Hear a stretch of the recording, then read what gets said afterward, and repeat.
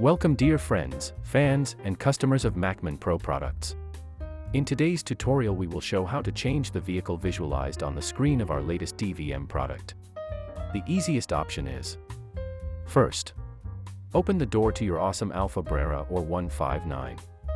Then tap the preview of the car. Now, a settings menu will open. Select the Set button located on the right under the currently selected model. End to the end. Choose 159 or Brera from the menu. It is simple, right?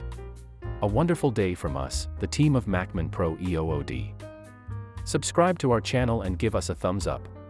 And if you still don't have a great color display in your Brera, Spider, or 159, then visit our website www.macman-pro.com. We are expecting you.